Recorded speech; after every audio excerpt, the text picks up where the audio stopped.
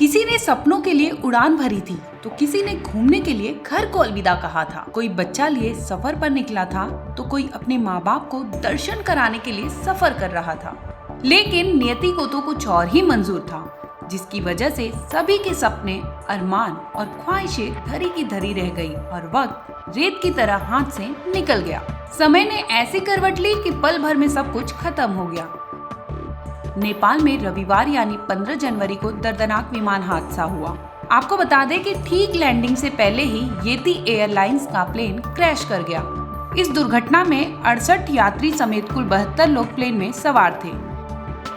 जानकारी के लिए बता दें कि दुर्घटनाग्रस्त प्लेन की को पायलट अंजू ने बतौर को पायलट ये आखिरी उड़ान भरी थी, क्योंकि अंजू का सपना जल्द ही पूरा होने वाला था।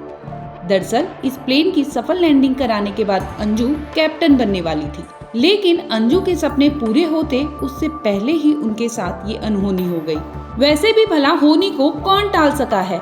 सपने हकीकत में तब्दील होते उससे पहले ही खुदा ने अंजू को अपने पास बुला लिया।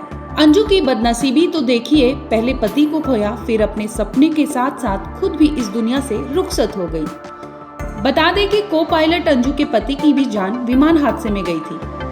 दरअसल अंजू के पति दीपक पोखरेल भी यति एयरलाइंस में बतौर को पायलट की पद पर तैनात थे, लेकिन 16 साल पहले यानी 21 जून साल 2006 को यति एयरलाइंस के जिस विमान की दुर्घटना हुई थी उसमें अंजू के पति को पायलट थे, जिसमें 6 यात्री समेत 4 क्रू मेंबर की मौत हो गई थी।